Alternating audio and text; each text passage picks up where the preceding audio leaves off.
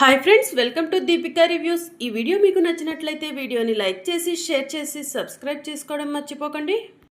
ఇక లక్ష్మి ఆవేశంతో ఉద్రేకంతో రౌడీలతో ఫైట్ చేస్తూ ఉంటుంది.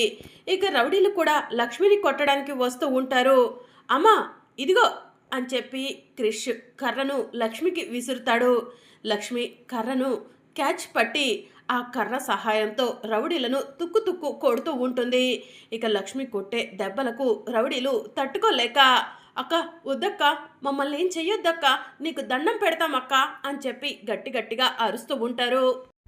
నా హోటల్ని తగలబెట్టింది మీరేనా అని లక్ష్మి కోపంగా అడుగుతూ ఉంటుంది.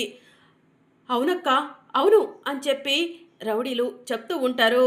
ఎందుకురా, నేనేం తప్పు చేశాను, ఏం పాపం చేశాను, నా హోటల్ని ఎందుకు తగలబెట్టారా అని లక్ష్మి కోపంతో అడుగుతూ ఉంటే, అక్క వడ్డీల శకుంతలక్క తగలబెట్టమని చెప్పింది. తన బిజినెస్కి నీ బిజినెస్ అడ్డం వస్తుందని, నీకంటూ బిజినెస్ లేకుండా చేయాలని వడ్డీ శకుంతలక్క ఇదంతా చేపించిందక్క అని చెప్పి రౌడీలు చెప్తూ ఉంటారు. ఎక్కడుందిరా మీ అక్క వడ్డీల శకుంతల అని లక్ష్మి అడుగుతూ ఉంటుంది. హరికృష్ణ ఎంటర్ప్రైజెస్కి క్యాంటీన్ టెండర్ వేయటం కోసం మా అక్క వెళ్ళిందక్క అని చెప్పి రౌడీలు లక్ష్మితో చెప్తూ ఉంటారు. ఒరే క్రిష్ పదరా, అక్కడే ఆ వడ్డీల శకుంతల అంతు తేలుద్దాం అని లక్ష్మి అంటుంది.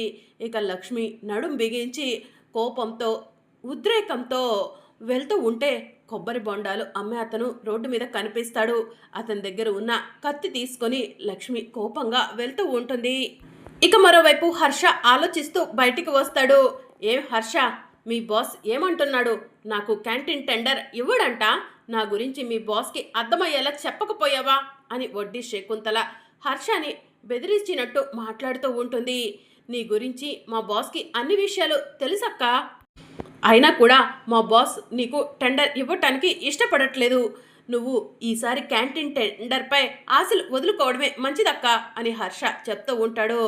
రే, నాతో పెట్టుకుంటే ఏం జరుగుతుందో తెలుసు కదరా, తెలిసి కూడా నా జోలికి వస్తున్నారు కదా అని చెప్పి వడ్డీ శకుంతల అంటూ ఉంటుంది. అక్క మాది ఉంది, మా బాస్ ఎవరికి క్యాంటీన్ ఇవ్వాలనుకుంటే వాళ్ళకే ఇస్తారు అని హర్ష చెప్తూ ఉంటాడు. ఇక అప్పుడే లక్ష్మి కత్తి తీసుకొని అపర ఖాళీలాగా విరుచుకు పడుతూ వడ్డీ శకుంతల ఉన్న దగ్గరికి వస్తుంది. వడ్డీ శకుంతల లక్ష్మిని చూసి, ఏయ్ సిరి, ఏంటి కత్తితో వచ్చావు అని అడుగుతూ ఉంటుంది. నిన్ను అంతం చేయటానికి అని చెప్పి లక్ష్మి అంటుంది. ఏంటి, నన్ను చంపటానికే ఇంత పెద్ద కత్తి ఎత్తుకొచ్చావా అని చెప్పి వడ్డీ శకుంతల అడుగుతూ ఉంటుంది. నీ గురించి నిజం తెలిసిపోయింది శకుంతల, నా హోటల్ కాలిపోవడానికి కారణం నువ్వేనని తెలిసిపోయింది. ఇన్ని రోజులు నువ్వు ఎన్ని చేసినా కూడా సరేలే అని వదిలేశాను, ఇక మీదట వదిలేయను. నువ్వు చేస్తున్న ప్రతి బిజినెస్లో కూడా నేను నీకు అడ్డుగా ఉంటాను, నీకు పోటీగా ఉంటాను. ఏంటి, ఈ హరికృష్ణ ఎంటర్ప్రైజెస్ క్యాంటీన్కి టెండర్ వేయటానికి వచ్చావా? నీకు పోటీగా నేను టెండర్ వేస్తాను, టెండర్ నాకే వస్తుంది, నేనే దక్కించుకుంటాను అని చెప్పి లక్ష్మి చెప్తూ ఉంటుంది. అనవసరంగా నా దారికి అడ్డు రాకు సిరి అని వడ్డీ శకుంతల చెప్తూ ఉంటుంది. నీ దారికి నేను అడ్డు రాలేదు, నువ్వే నా దారికి అడ్డొచ్చావు. నా మా నాన్న నేను స్నాక్స్ అమ్ముకుంటూ నా కొడుకుని చదివించుకోవాలనుకుంటే నా దారిలో నువ్వు అడ్డొచ్చావు, నా స్నాక్స్ బిజినెస్ అంతా కూడా నాశనం చేశావు. అది చాలదన్నట్టు నా హోటల్ని తగలబెట్టావు. ఇప్పుడు నిన్ను నేను వదిలిపెట్టను శకుంతల, వదిలిపెట్టను అని లక్ష్మి అంటూ ఉంటుంది. నన్ను చంపటానికి ఈ కత్తి తీసుకొచ్చావా సిరి అని చెప్పి వడ్డీ శకుంతల అడుగుతూ ఉంటుంది. అవును, నిన్ను చంపటానికే నేను కత్తి తీసుకొచ్చాను, కానీ నిన్ను చంపితే నీ ప్రాణం అనేది ఇప్పుడే పోతుంది. నీ ప్రాణం ఇలా పోవటానికి వీల్లేదు. ఈ సిటీలో ఉన్న ప్రజలందరి ముందు ఇన్ని రోజులు నువ్వు సంపాదించుకున్న పరువుని ఈ సిటీలో ఉన్న ప్రజల ముందే పోగొడతాను. నీకు పోటీగా ఇక్కడ టెండర్ వేస్తున్నాను. హర్ష, ఇది మీ ఆఫీసే కదా అని లక్ష్మి అడుగుతూ ఉంటుంది. అవునక్క, ఇది మా ఆఫీసే అని చెప్పి హర్ష చెప్తూ ఉంటాడు. ఈ వడ్డీ శకుంతలకు పోటీగా నేను టెండర్ వేస్తున్నాను. ఈసారి మీ క్యాంటీన్ టెండర్ నాకే రావాలి, ఈ వడ్డీ శకుంతలకు రాకూడదు అని చెప్పి లక్ష్మి అంటూ ఉంటుంది. అక్క, మా బాస్ కూడా ఈ వడ్డీ శకుంతలకి ఈసారి క్యాంటీన్ టెండర్ ఇవ్వదలుచుకోలేదు. ఎవరైనా మంచి వాళ్ళు ఉంటే చూడమని ఇప్పుడే నాతో చెప్పారక్క. నీ టెండర్ని నేను వేస్తానక్క అని చెప్పి హర్ష చెప్తూ ఉంటాడు. రే హర్ష, అనవసరంగా ప్రాణాలతో చెలగాటమాడుతున్నావు అని చెప్పి వడ్డీ శకుంతల అంటూ ఉంటుంది. నా వెనక మా బాస్ ఉన్నారు, మా అక్క ఉంది, నువ్వు నన్ను ఏమీ చేయలేవు. వడ్డీ శకుంతల, ఇన్ని రోజులు ఆఫీస్లో ఎంప్లాయీస్ కడుపు నిండా తినే అన్నంలో కల్తీ చేశావు, ఇక నీ ఆటలు సాగవు అని చెప్పి హర్ష చెప్తూ ఉంటాడు. ఏయ్ సిరి, నాతో పెట్టుకున్నావు, చూస్తూ ఉండు, నీకు ఎలా బుద్ధి చెప్తానో నువ్వే చూద్దు గాని అని చెప్పి వడ్డీ శకుంతల కోపంగా అక్కడి నుంచి వెళ్తూ ఉంటుంది. ఇక మరోవైపు విహారీ, చారుకేశ ఇద్దరు కూడా ఆఫీస్ గురించి లోపల డిస్కస్ చేసుకుంటూ ఉంటారు. ఏదో గొడవలా జరుగుతుంది బయట, పదండి మోయ వెళ్ళి చూద్దాం అని చెప్పి విహారీ అంటాడు. విహారీ, చారుకేశ ఇద్దరూ కలిసి బయటికి వస్తూ ఉంటారు. ఇక ఆఫీస్లో పనిచేసే ఎంప్లాయీస్ అందరికీ కూడా ఇన్ని రోజులు ఈ వడ్డీ శకుంతల మీకు కల్తీ ఫుడ్ పెడుతూ ఈ క్యాంటీన్ని దక్కించుకుంది. ఈరోజు ఈ క్యాంటీన్కి నేను టెండర్ వేస్తున్నాను. క్యాంటీన్ టెండర్ నాకే రావాలని మీరంతా కూడా కోరుకోండి. టెండర్ నాకు వస్తే నేను మీ అందరికీ కల్తీ లేని మంచి భోజనం అందిస్తాను అని చెప్పి లక్ష్మి చెప్తూ ఉంటుంది. దాంతో ఆఫీస్లో పనిచేసే ఎంప్లాయీస్ అంతా కూడా లక్ష్మికి క్లాప్స్ కొడుతూ ఉంటారు. హర్ష, నాకు పనుంది, ఆ పని చూసుకొని వస్తాను, నా టెండర్ నువ్వేస్తావా అని లక్ష్మి అడుగుతూ ఉంటుంది. నువ్వు వెళ్ళక్క, టెండర్ సంగతి నేను చూసుకుంటాను. ఈసారి ఎట్టి పరిస్థితిలో ఆ వడ్డీ శకుంతలకు టెండర్ రాదు. మా బాస్తో మాట్లాడి టెండర్ నీకే వచ్చేలా చేస్తాను అని చెప్పి లక్ష్మి అంటుంది.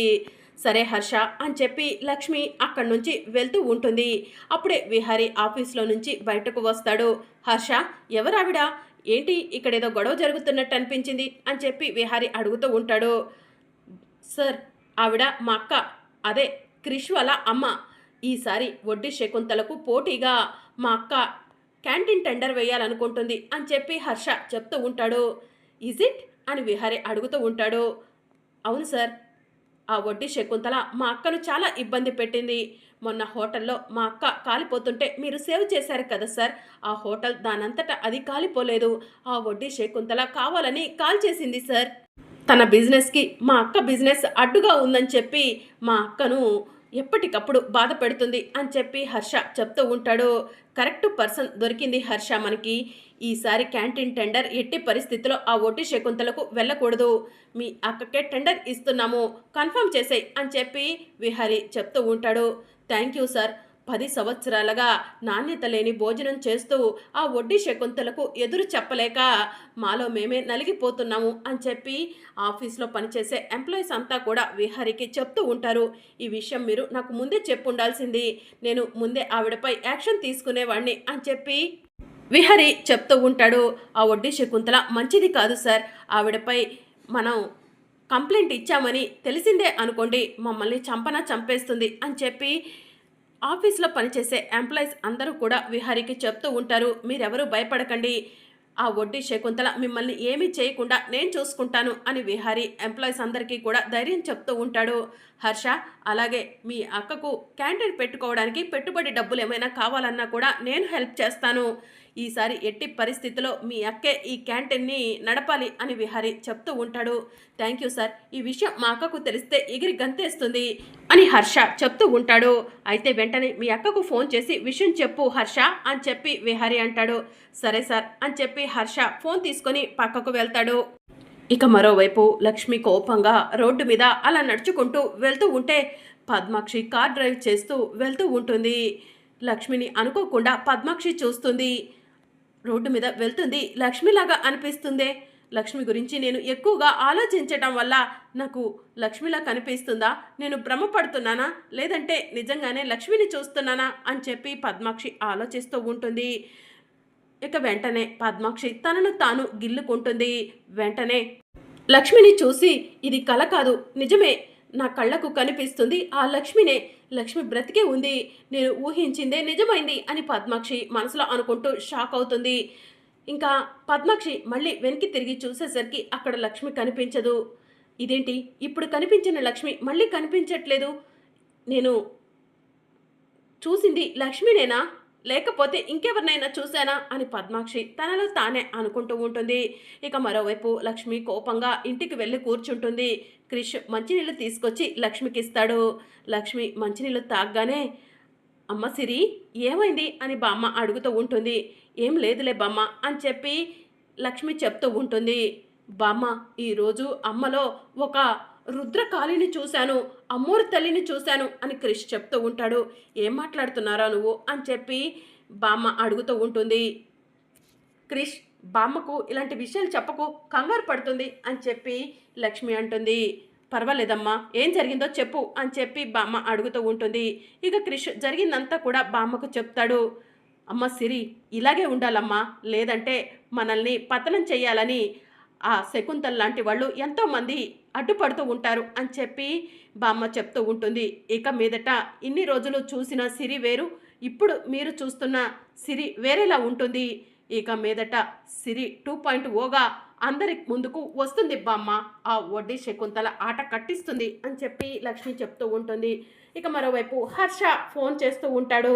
లక్ష్మి ఫోన్ రింగ్ అవుతూ ఉంటే క్రిష్ వెళ్ళి ఫోన్ తీసుకురా అని లక్ష్మి అంటుంది. ఇక క్రిష్ వెళ్ళి ఫోన్ తీసుకురాగానే ఇదేంటి హర్ష ఫోన్ చేస్తున్నాడు అని లక్ష్మి మనసులో అనుకొని ఫోన్ లిఫ్ట్ చేస్తుంది.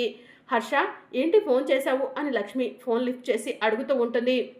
అక్క మా బాస్ నీకే ఈసారి మా ఆఫీస్ క్యాంటీన్ టెండర్ ఇస్తాన్నారక్క అని చెప్పి చెప్తూ ఉంటాడు. నిజమా హర్ష అని లక్ష్మి అంటుంది.